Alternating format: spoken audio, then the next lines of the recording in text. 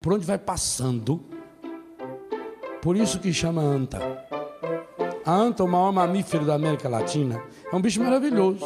O problema é que quando ela está apurada, quando parece algum perigo, ela vai em linha reta, caminha para frente, vai arrebentando tudo que tem na frente. Tudo. A gente não sabe o que fazer. Será que o senhor podia?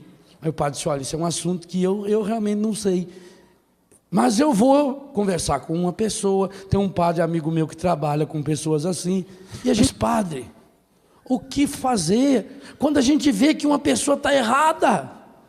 O que fazer quando a palavra de Deus me motiva? Aí a hora do problema. Será que eu já mandei gente para o inferno? O objetivo pelo qual nós podemos ou devemos falar alguma coisa com qualquer irmão da comunidade. Em primeiro lugar, partindo sempre da palavra de Deus. O critério para a nossa correção fraterna é a palavra de Deus, e não aquilo que eu acho ou deixo de achar. Por isso eu tenho que ser um especialista na palavra. Quanto mais eu conhecer a palavra de Deus, quanto mais eu deixar a palavra de Deus mergulhar-se no meu coração, então eu terei condições de, partindo da palavra, ir ao encontro do irmão. Para quê? Versículo 9 da primeira leitura. Para que ele se arrependa, para que ele se converta.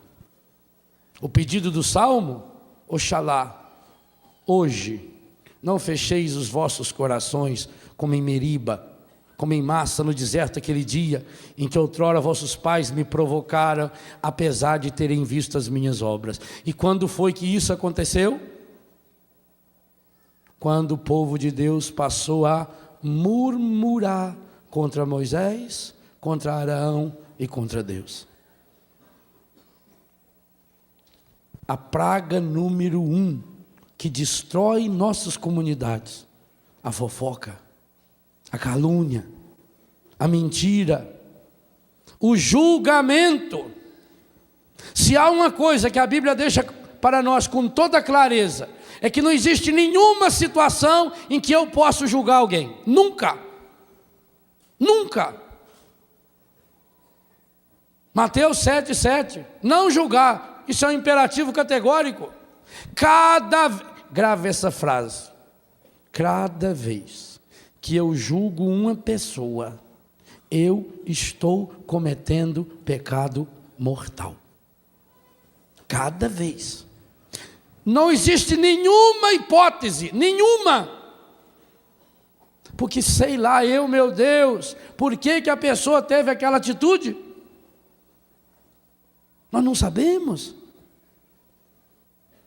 Visitando um presídio algum tempo atrás, me interessei muito por um rapaz, porque esse rapaz foi condenado pela justiça 6 meses depois de ter feito 18 anos de idade.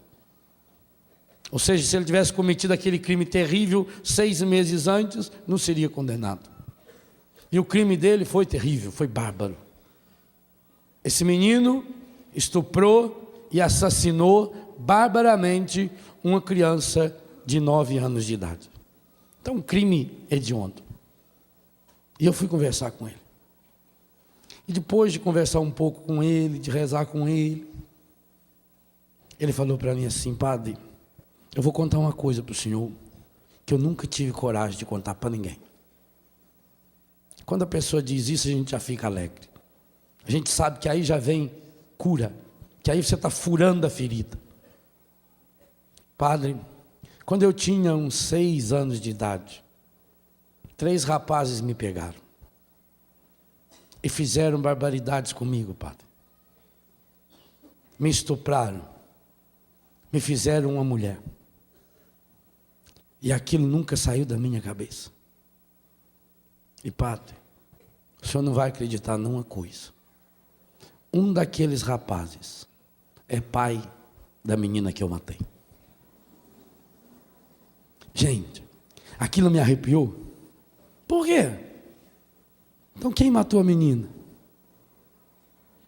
A sociedade vai julgar esse menino, ele vai ser condenado, quem sabe vai ficar uns 15 anos na cadeia, porque depois consegue sair. Leva essa marca para o resto da sua vida. Ele está pagando o crime dele. Mas e o pai daquela menina? Talvez o pai daquela menina estivesse lá no dia do velório chorando, e as pessoas com muita pena dele, porque ele perdeu uma filha e perdeu de um modo bárbaro. Mas será que ele para pensar, de alguma forma, fui eu que matei a minha filha? Eu semeei inferno no corpo de um moleque. Ele tinha 18, 19, 20, 25 anos de idade quando fez isso. Talvez ele tenha feito isso bêbado, talvez ele tenha feito isso drogado, e ele nem se recorda que tenha feito. Oxalá, pudera Deus, ele está assistindo essa missa agora, porque na cidade dele pega a TV Canção Nova, e ele pudesse pensar, meu Deus, sou eu, e ainda dá tempo de não mandar mais gente para o inferno, porque agora quem sabe, se ele já teve esse problema, agora perdeu a filha, se revolta ainda mais, ele já tinha problema nessa área de atacar uma criança, ou seja, ele colheu um crime que ele plantou. É isso que nós fazemos, gente. Quando nós semeamos inferno, nós colhemos inferno, e o inferno se alastra. E quando é que nós semeamos inferno?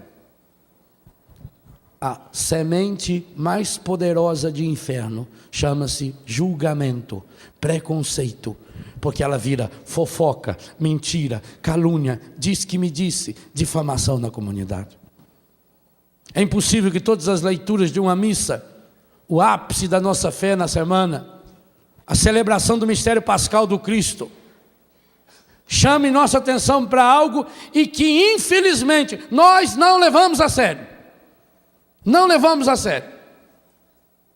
Porque infelizmente eu tenho visto nesse Brasil de meu Deus, eu ando no Brasil inteiro, grupos inteiros que se desmoronaram por causa de fofoca. A fofoca é a faísca do inferno, é a arma predileta do encardido. Então pensa bem, meu irmão. Mas padre, o que fazer quando a gente vê que uma pessoa está errada? O que fazer quando a palavra de Deus me motiva? O Evangelho vai nos ensinar. Aliás, nós líamos hoje de manhã, segundo as Crônicas, segundo Reis 20, quando Isaías recebeu uma palavra e teve que ir ao rei para dizer que ele ia morrer. Quando você vai motivado pela palavra de Deus, mesmo que seja uma missão tão difícil quanto a do profeta Isaías, você salva essa pessoa, como o profeta Ezequiel nos diz aqui, a mesma coisa. Se essa pessoa mudar de vida, você falou com ela, você foi atrás, motivado pela palavra, essa pessoa mudou de vida, você ganhou essa pessoa para Deus. Se ela não mudar de vida, ao menos você não se perdeu. Mas se essa pessoa se perder, e você que podia ter falado, não falou, você se condena. O critério da palavra é rigoroso para nós. Então nós partimos da palavra. O pedido para que o nosso coração não se feche. E por isso, retoma aqui, para que a gente aprenda a fazer a oração da súplica. Aclamemos o rochedo que nos salva. Vinde, adoremos, prostremo-nos por terra e ajoelhemos ante o Deus que nos criou. Talvez essa vai ser uma das palavras fortes desse acampamento. A necessidade de se prostrar, de se ajoelhar diante de Deus. Quem se prostra diante de Deus, não se prostra diante da vida. E, graças a Deus, não se prostra também diante do inimigo. Eu quero viver a palavra. Segunda leitura me diz que a plenitude da palavra é o amor ao próximo. Jesus é fabuloso. Ninguém tem desculpa para ir para o inferno. Porque se eu não sei a palavra de Deus, eu não posso ir para o céu. E como a palavra de Deus é muito longa, a Bíblia católica tem 35.568 versículos, eu não seria capaz de decorar todos eles. Jesus resumiu todos eles em um: amar a Deus sobre todas as coisas e ao próximo como a ti mesmo. Ninguém tem desculpa para dizer que não consegue saber a palavra. Se você colocar em prática, diz São Paulo, todos os demais mandamentos nós estamos cumprindo quando amamos o outro como amamos a nós mesmos. E o que é que significa amar o outro como amar-se a si mesmo? Fazer ao outro aquilo que você desejaria que o outro lhe fizesse. Dar ao outro o seu melhor. Mas acontece que nós somos humanos, que nós somos fracos. Acontece que nós temos dias que estamos péssimos. Tem dia que a gente não aguenta nem a gente. Não acontece isso com você? Você levanta, olha no espelho, você fica com raiva da sua cara. Você tem vontade de xingar você. Não é assim? Tem. E a gente não pode se julgar também, porque a gente não sabe se tem a ver com a lua. Pode ser. Ué, a lua não interfere nas marés? Nosso corpo é 70% de água. Aí eu estou com a maré baixa, eu estou com a maré alta. Deve servir para alguma coisa? Não?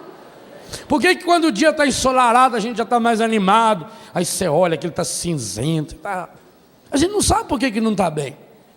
Às vezes é um problema, o intestino não está funcionando direito, você não sabe. Ou às vezes está funcionando muito rápido. Você não pode nem dar atenção ao irmão. Olha, ele está correndo. Né? Nós não sabemos. Às vezes você está com problema no estômago. A bile está amarga. Você não sabe. A gente não sabe nem a gente mesmo. Quanto mais os outros. Por isso que eu não posso julgar. Sei lá eu por que a pessoa está daquele jeito. Sei lá se ela recebeu uma notícia ruim. Sei lá se ela está com dor de dente. Eu não sei. Está com cólica. Nós não sabemos. Sei lá se a pessoa tem um espinho. Não viu que algum tempo atrás numa aldeia, não sei de onde, da África, que os elefantes entraram, né? E destruiu, matou gente. Aí conseguiram pegar o líder dos elefantes. Porque o elefante tem a manada, segue um lá, né? O que deu naquele bicho que ele estava doido daquele jeito? Aí jogaram lá o remédio nele, a injeção lá, dá um tiro no bicho, anestesia ele, foram examinar, ele estava com uma inflamação no dente, na presa. Imagina, gente, se dor de dente na gente é terrível. Imagina um tamanho daquele, Deus o livre. O elefante fica doido, não tem quem segura que é bicho. Então eu sei lá por que a pessoa falou aquilo, sei lá por que ela estava irritada, eu não sei, velho. Então por isso que o meu critério não pode ser o temperamento da pessoa, não pode ser o momento que a pessoa esteja vivendo. Todos nós temos dias que a gente está mais alegre, tem dia que a gente está mais triste, tem dia que a gente não aguenta ninguém. Tem dia que você quer ficar mais sozinho. Não temos isso? Tem. Aí o que acontece? Nós trabalhamos na fábrica, nós trabalhamos na loja, aí para os outros você tem que estar rindo. A cara do Júnior lá, né? Aí chega em casa. Padre, meu marido tem duas caras. Lá no serviço, o padre vive rindo. Quando chega aqui em casa é um cavalo. Talvez seja o único jeito, o único lugar que ele tem para tirar a máscara. Talvez também seja isso uma cura interior. Então, nunca eu posso julgar. Não julgar, nunca, sob nenhuma hipótese. Aí quando tiver problema, Evangelho. O Evangelho dá um roteiro prático de cura interior. Hoje nós vamos dar na trilha da cura pelo Evangelho de São Mateus, capítulo 18. Se o teu irmão pecar contra ti, então já é que se trata de uma coisa grave. Se trata de pecado, portanto, baseado na palavra e contra a gente ainda. Sabe que o mais triste é que às vezes a gente se irrita com a pessoa e não tem nada a ver com a gente ainda. Tem gente que faz tempestade em copo d'água e às vezes o copo está só por meio. Se o teu irmão pecar contra ti, vai corrigi-lo, mas em particular, a sós contigo. Vai. 99% dos problemas acabariam.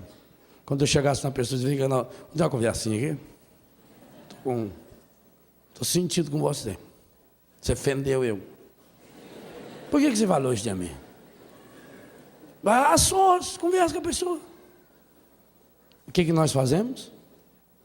Sai já falando para o outro. Estou tão triste. Com quem? Gerardo. Gerardo não. Gerardo não devia ter falado aqui de mim. Fez isso para mim. Ofendeu eu. O Gerardo. Quem diria logo ele? Que ele tem jeito, que é uma coisa. Quem vê carne não vê coração. Um homem daquela. Velho. Isso aí, mas olha, isso é de família. O avô dele já não era flor que se cheira. Coitado do avô do Geraldo. O homem está morto. Já faz quase 30 anos que está no purgatório. Está virando de um lado para o outro para ver se sobe. Está pedindo reza. E aí lá, se o teu irmão pecar contra ti, chama ele a sós. Ixi, tem coragem? Segundo passo. Não adiantou nada. Conversou com a pessoa, teve a conversa sós, com muita caridade, falou com jeito, às vezes dá aquela volta medonha, né? Vai contando. O Natan não fez isso com o Davi? Natan conhecia o temperamento do Davi, sabia que o Davi era safado, era aquele ordinário parente de Nelson contou hoje cedo. Adiantava ele chegar para o Davi e meter o dedo na cara dele? Ele foi no Davi, o Davi fazendo sala para ele, vestido de rei. Aí ele contou uma historinha para o Davi. Quando o Davi pescou a isca, ele virou e falou: esse homem é o Senhor. E o Davi caiu em si. Às vezes precisa dessa sabedoria. Jesus, para corrigir Pedro, ele não foi lá na praia onde o Pedro estava. Ele precisava curar o coração de Pedro. Mas veja, Jesus vai na praia, monta o cenário, espera uma pescaria frustrada, prepara o churrasquinho de peixe. Jesus, cozinheiro de Pedro. Fosse você, já não estava com o tição na mão para enfiar na cara dele. Já estava jogando carvão nele e pedra nele. Eu aqui, pega, eu vou bater para ele. Ele negou eu 3 vezes. Jesus não. Ele prepara o peixe, ajeita tudo direitinho. Jesus tem uma paciência, sorte nossa. Sorte nossa. Os discípulos de Emaús, Jesus foi, caminhou o dia inteiro com eles. E 2 discípulos de segunda categoria. Não era apóstolo, não, era segundo escalão para baixo.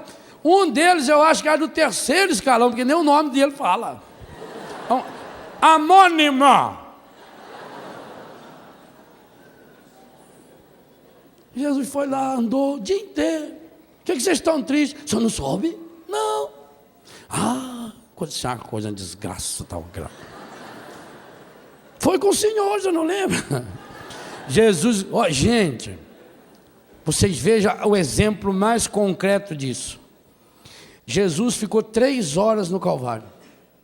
Os discípulos de Emaús gastaram o dia inteiro para contar isso para ele.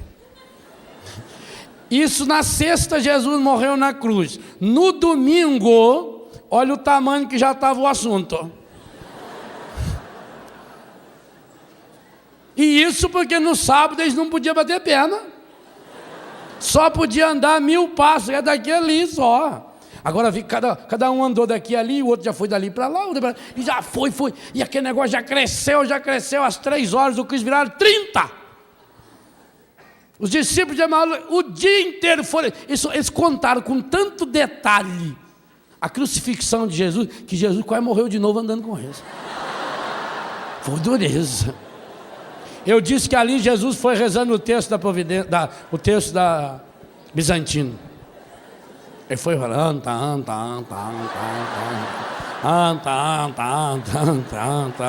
e eles contaram. Terrível. Você imagina quantas vezes Jesus segurou para não dar risada?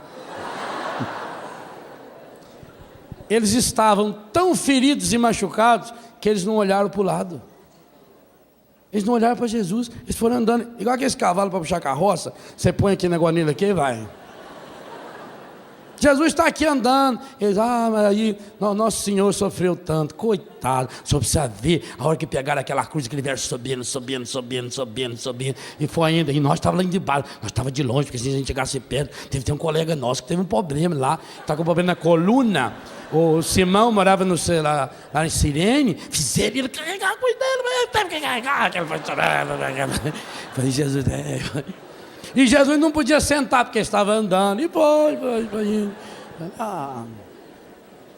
É dureza. Pessoa que tem o coração ferido e machucado, ela elege a gente para Cristo. Ela começa a contar, eu sou isso, aconteceu comigo. Aí foi. Quer ver quando conta para a gente a pregação que a gente fez. Direito. Aí o senhor falou, aí o senhor contou aquela história, você lembra que a senhora falou que Nossa Senhora foi falando aquilo, e na hora, lembra? Eles devolvem, beleza. Ô Senhor. João 12, antes sempre tereis entre vós. A tradução lá é um pouquinho diferente, eu mudei. Primeira coisa a fazer, chama a pessoa a sós, conversa com ela. Ela não mudou. Segunda coisa, chama 2 ou 3 pessoas. O que Jesus fez hoje de manhã?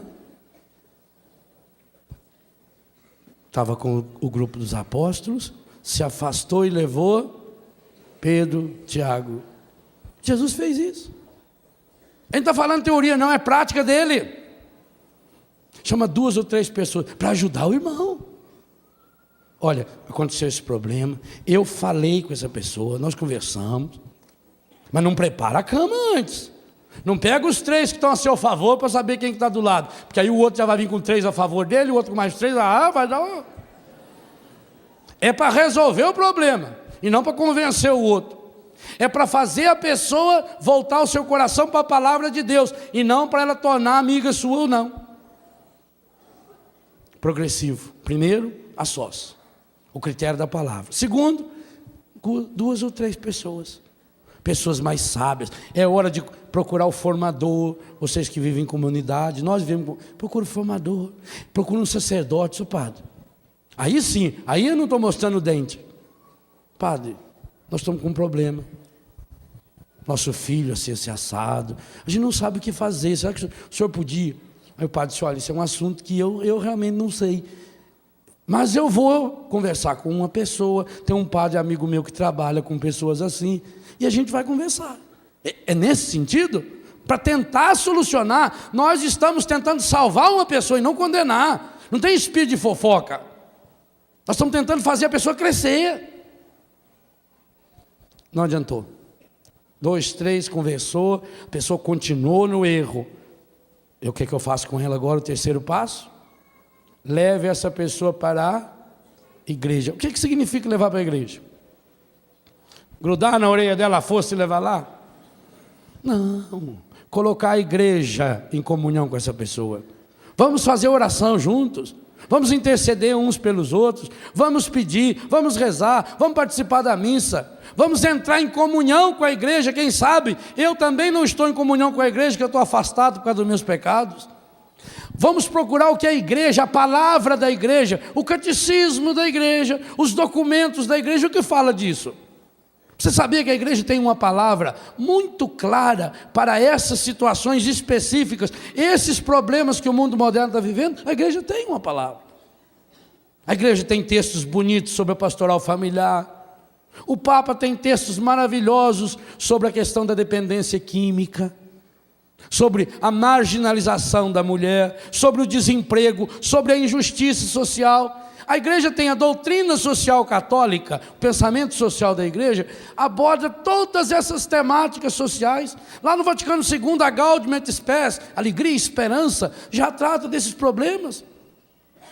Trata da educação cristã, o mundo do trabalho, o mundo da política, a ética dos negócios, toda a questão da bioética, toda a questão da moral sexual. Então nós temos, a igreja tem Por quê? Porque ela tem assistência do Espírito Santo, ela tem elementos para ajudar, e dentro da igreja nós temos gente especializada. Na minha comunidade, uns 15 dias atrás, nós recebemos um documento do Tribunal Eclesiástico de Florianópolis. Por quê? Um dos consagrados da minha comunidade foi casado. O casamento não deu certo. Fizemos um levantamento do casamento dele. O dia que ele foi casar, ele estava drogado. Conversei com vários médicos, a partir também da nossa experiência. Fizemos um dossiê, enviamos ao tribunal. O tribunal analisou durante uns 3 anos. Fomos chamados, fizemos depoimentos, conversamos. Conversei com o padre Jesus Hortal, no Rio de Janeiro, que é a grande autoridade nesse assunto. Encaminhamos para o tribunal fez uma avaliação, percebeu, não houve casamento, não houve matrimônio. Veio o documento agora. Então, declaro que aquele matrimônio foi nulo. Não anula o matrimônio. Se foi matrimônio, nem o Papa pode anular. Mas a igreja... Então, isso é dizer igreja. A igreja tem uma saída. Ah, como é que pode lá que o sujeito está separado e está lendo na igreja? Pois uma pessoa separada pode fazer leitura na igreja. Pode, normal. A pessoa separada pode ser ministro da comunhão. Ué, o marido separou, a esposa separou, está vivendo uma vida qualquer, mas a pessoa continua ali, firme na comunidade, honesta, vivendo, partilhando a sua vida, com dignidade com seus filhos. Dizer a igreja significa isso. A igreja diz, tem espaço para você. Ah, mas e aquele caso daquele casal que já faz 20 anos que está junto, não foi casado, porque o marido casou, tinha sido casado com outro, a mulher casada com outro, e agora eles estão indo na missa, estão indo no grupo de oração. Pois eles podem ir. Se eles não podem participar da comunhão eucarística, eles podem participar da Eucaristia, da grande celebração, e estar em comunhão. A igreja tem um espaço para isso. Dizer a igreja significa achar a solução que Deus nos dá através da sua igreja. E a gente fica feliz da vida ao saber, a igreja tem, e aí porque tem essa assistência do Espírito Santo, a igreja tem uma resposta. Agora, não espere uma resposta imediata. Porque quem tem resposta pronta e imediata para tudo é o encardido. A igreja segue a pedagogia de Jesus. A igreja é sábia. Então dizer a igreja significa isso. Achar uma solução, mas não uma solução qualquer. Outro dia, num lugar que eu estava, uma senhora na hora das perguntas falou, padre, eu estou vivendo uma vida irregular. Ela dizia assim. Eu conversei com um padre e ele me autorizou a viver em comunhão plena com a igreja. O que o senhor me diz disso? Disse, esse padre é uma anta. Eu não sabia que o coitado estava lá assistindo a palestra. E disse, filha amada, o fato de você estar perguntando a mim significa que nem você mesmo se convenceu com isso que esse padre falou. Convenceu? Por acaso, alguém de vocês veio perguntar para mim que roupa que devia vestir hoje? Quem pergunta é porque tem dúvida, e se tem dúvida é porque não está satisfeito. O nosso povo também não quer umas mentirinhas para agradar, passar a mão na cabeça. Só a verdade liberta, inclusive quando a verdade envolve um aspecto errado da minha vida. Se 200 padres se reunissem e falassem para a senhora está certa, continue. A senhora começou dizendo que está vivendo uma vida irregular. A consciência da pessoa está dizendo isso. E quando a consciência não dissesse, a gente teria que ter a obrigação de, com muito jeito, com muita caridade, dizer, isso é cura interior. Então dizer a igreja. 4º passo. Primeiro passo, converso com a pessoa, rezo com a pessoa, baseado na palavra de Deus. 2º passo, 2 ou 3 pessoas, vou atrás de uma comunidade, vou conversar com o pai da menina, com a mãe da menina, com a mãe do rapaz, vou atrás de gente que quer o bem dessa pessoa. Não deu certo. 3º passo, eu vou à igreja, eu vou buscar a resposta da igreja. Ainda assim a pessoa não se convenceu. Qual é o 4º passo? Vocês se lembram? Qual? Não ouvi. Cortar a pessoa? Cortar relações com a pessoa? Eu vou ler. se nem mesmo a igreja ele ouvir, seja tratado como se fosse um pagão ou um pecador público. O que Jesus está mandando fazer com esse elemento? O que significa seja tratado como um pecador público ou um pagão? Com mais amor ainda do que se fosse um cristão. Como é que Jesus tratou os pecadores públicos? Tem gente que quando lê isso aqui pensa que Jesus está justificando você cortar a pessoa, chutar a pessoa. As páginas mais lindas da Escritura são os encontros que Jesus teve com os pecadores públicos, com os pagãos. Mateus 21, 31, ele diz: as prostitutas e os publicanos vos precederão no reino. Mateus, que escreveu esse texto, era publicano, pecador público. Zaqueu era pecador público, e Jesus, de oferecido, foi jantar na casa dele. Madalena era uma pecadora pública. Gente, que bordada esse quarto passo. Se nem mesmo a igreja lhe ouvir, seja tratado como se fosse um pagão e um pecador público. Como é que Jesus tratou aquela prostituída pega em flagrante adultério? Vocês têm aí fita que eu já gravei sobre isso? Jesus se agachou, ficou do tamanho dela, olhou bem na cara daquela velharada. Quem de vocês não tiver pecado, joga a primeira pedra. Como é que Jesus tratou os pecadores?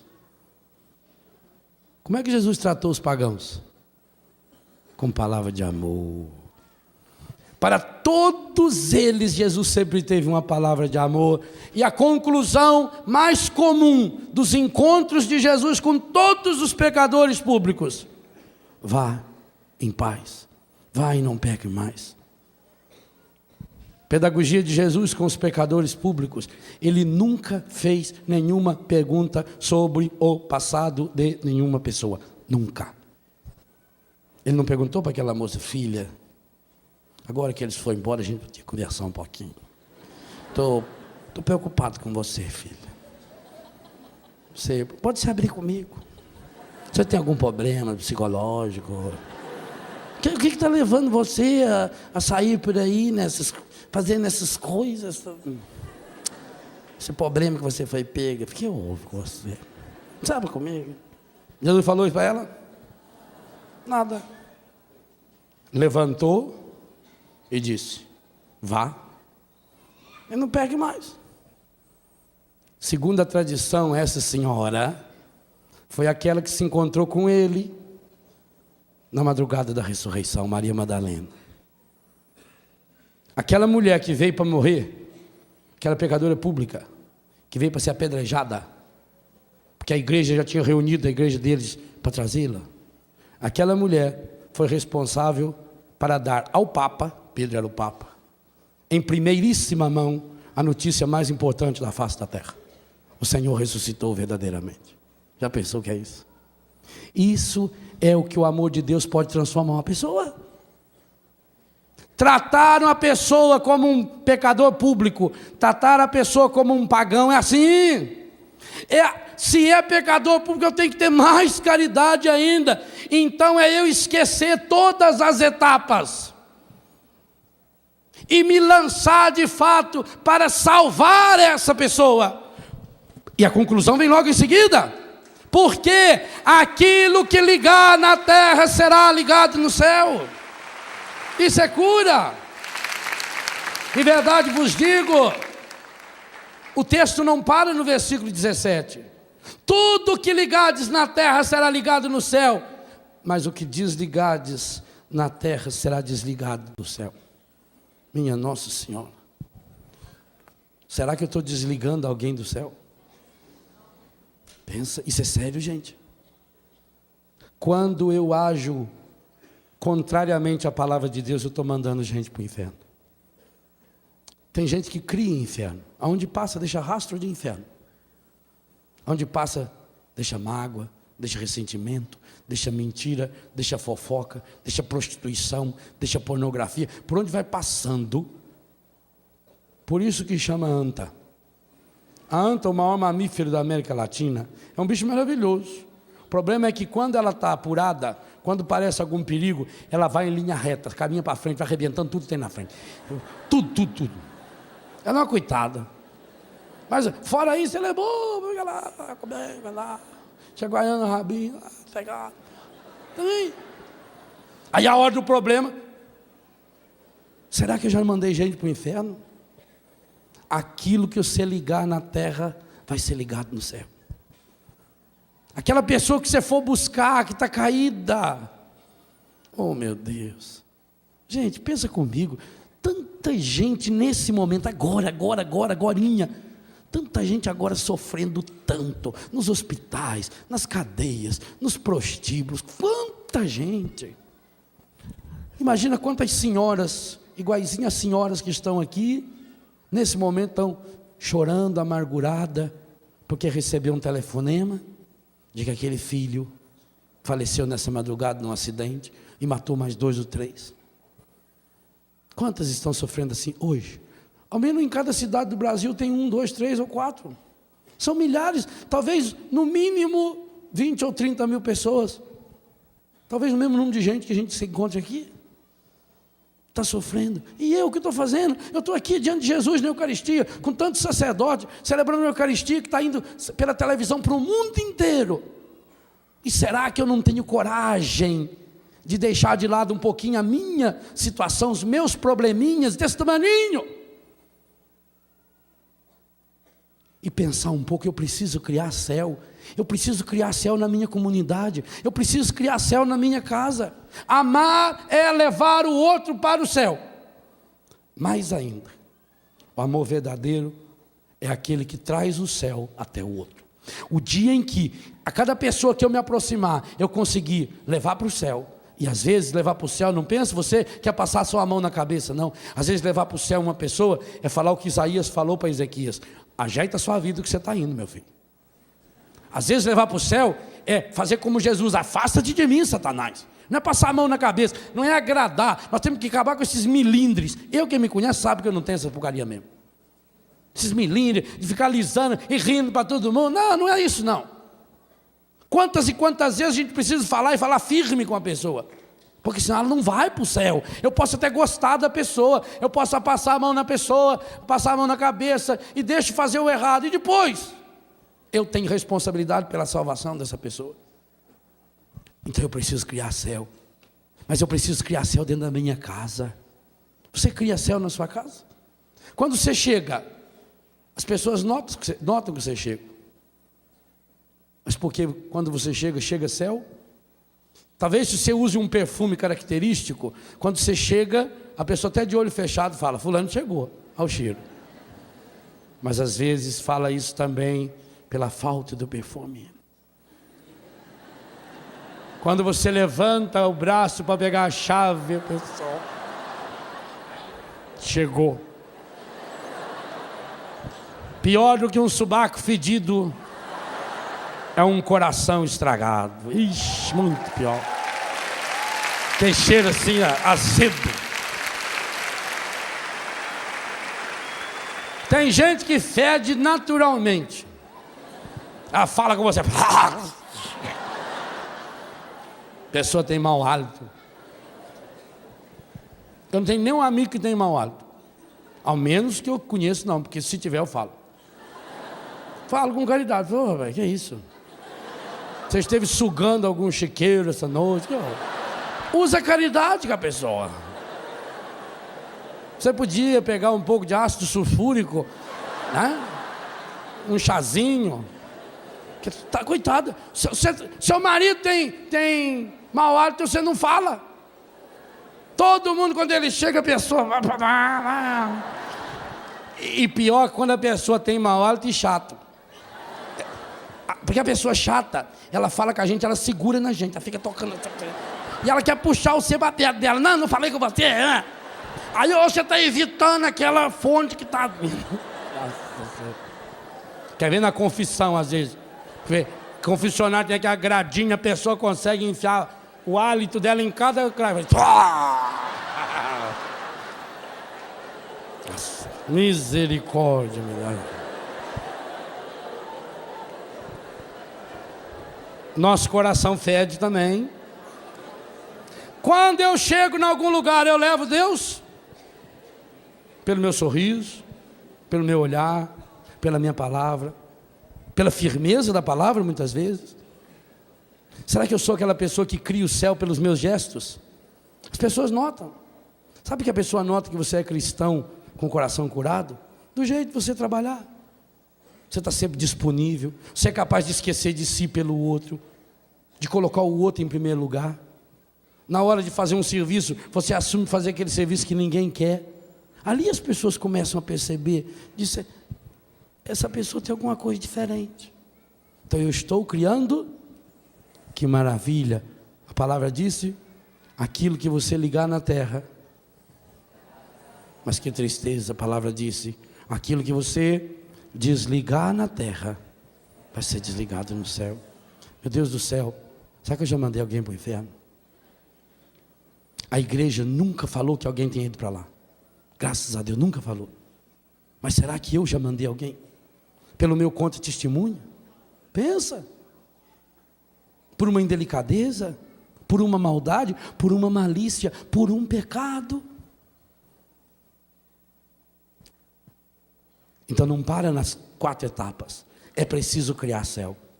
De novo, Jesus diz, versículo 19, eu vos digo, se 2 de vós estiverem de acordo na terra, sobre qualquer coisa que quiserem pedir, 2 de vós, marido e mulher, pai e mãe, irmão e irmã, mãe e filho, 2 irmãos de comunidade, se 2 de vós estiverem de acordo na terra, sobre qualquer coisa que quiserem pedir, isso vos será concedido por meu Pai que está nos céus. E a conclusão, pois, onde 2 ou 3 estiverem reunidos em meu nome, eu estou aí, no meio deles. Ele está no meio de nós. Se Ele está no meio de 2 ou 3, quantos somos? 20, 30 mil, não sei. E Ele está no nosso meio. Essa é a certeza. Aconteça o que acontecer, Ele está no meio de nós.